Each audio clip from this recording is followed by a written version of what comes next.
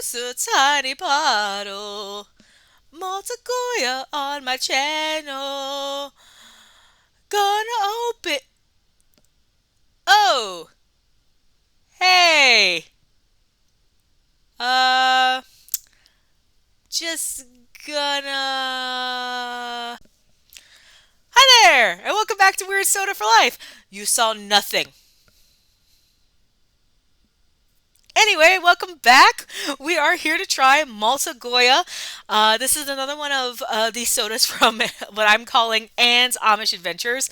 Um, and I'm not holding out a lot of hope on this one because you can't see the price on the green label, but it is in fact 10 cents.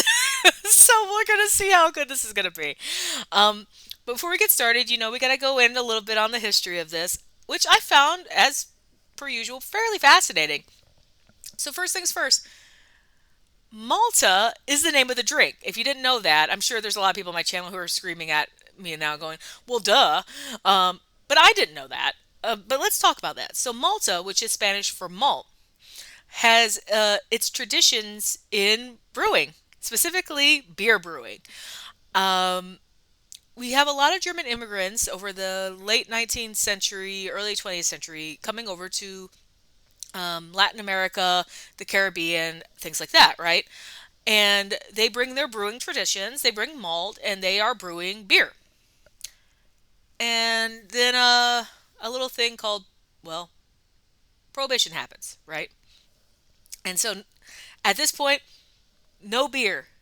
And so they have to pivot, right? And so people start pivoting and thinking, I want this flavor, but I obviously can't have it be alcoholic, wink, wink. So they start making Malta, which is a malt flavored beverage. And just like they do with a lot of other sodas that we've talked about on this channel, we cannot get away from the idea that if we're drinking something that we enjoy, it has to be good for you in some form or fashion. So they start marketing Malta uh, as a health food, a tonic, an energy drink. Parents give it to their kids. Workers have it at midday. It's essentially the equivalent to them of drinking bread, right? Um,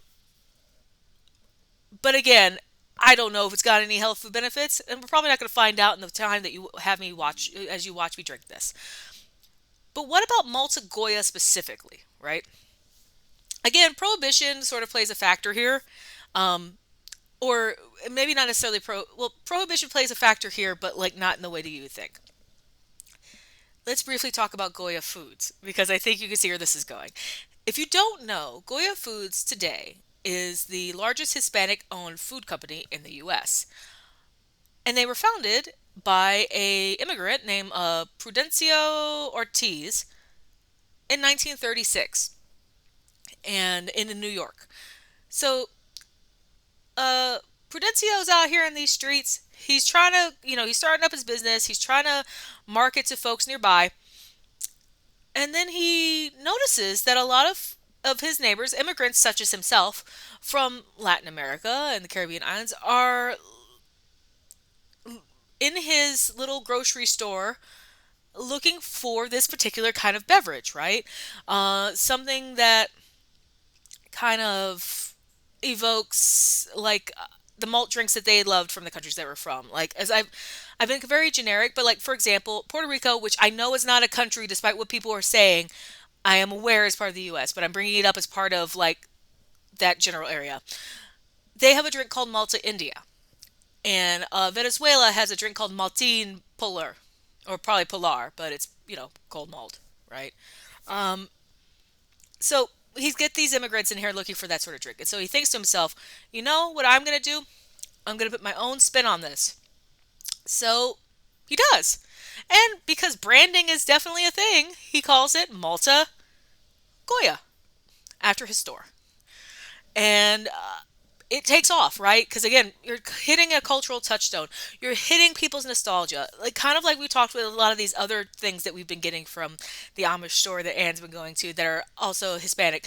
A lot of these drinks evoke a feeling of nostalgia that comes from the diaspora of having to leave their homes for a better life or anything else. Um, so we're seeing this here with that, but because he's in America, he makes it sweeter than what you're expecting, right? From what I could tell, having never had the OG Malta, right, or any of those, it sounds like it's trying to evoke a a malt, a beer, a malt. Like there's different kinds of beer that are done with that. Having enjoyed beer, um, beer is oftentimes not sweet. It's not bitter. It's just yeasty.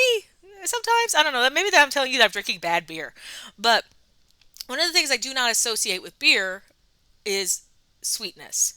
But he adds a little sweetness. He makes sure it's more carbonated. But again, but for the most part, he keeps the same base. And so what we have here today with us is something that I suspect is going to taste like sweet beer now that I've gone through this.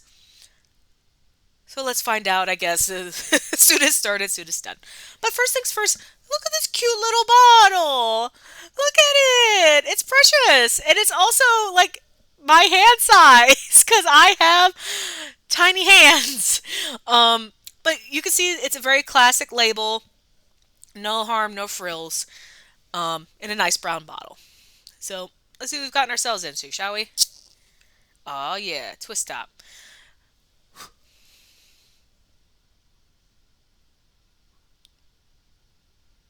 Okay, I can't really smell that. I brought the glass. Oh, I don't know what I was expecting. Um, I don't know if this is really going to do it justice, but this is very brown. This kind of reminds me um, of fizzy coffee, I guess, by looking at it. Let's see if I can get a better whiff.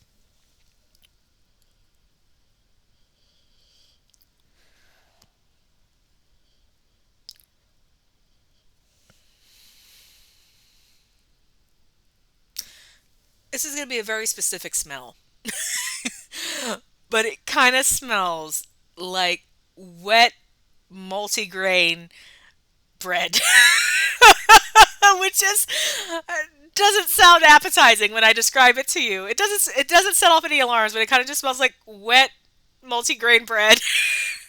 um, with that, bottoms up.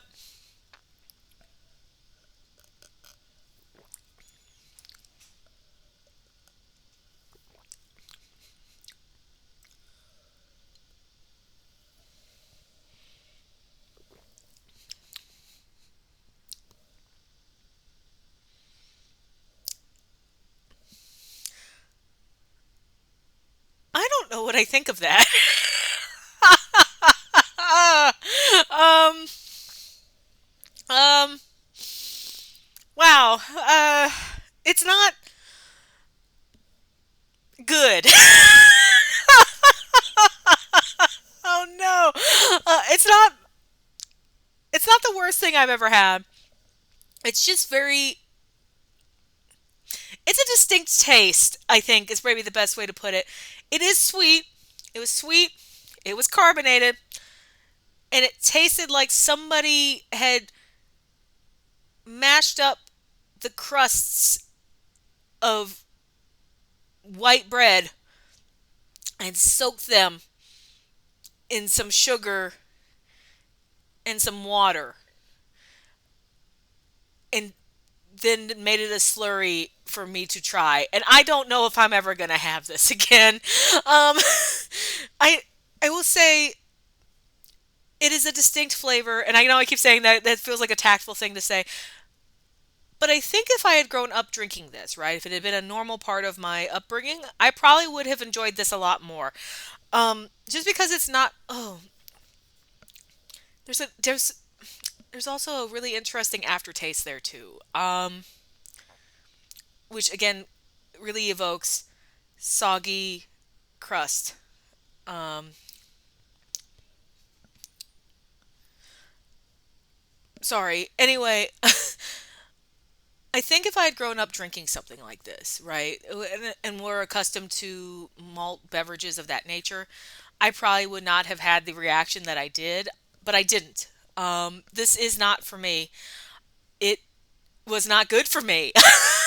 I'm not really here for this. But if this is something that you really love, please don't let me stop you. I just don't think that this is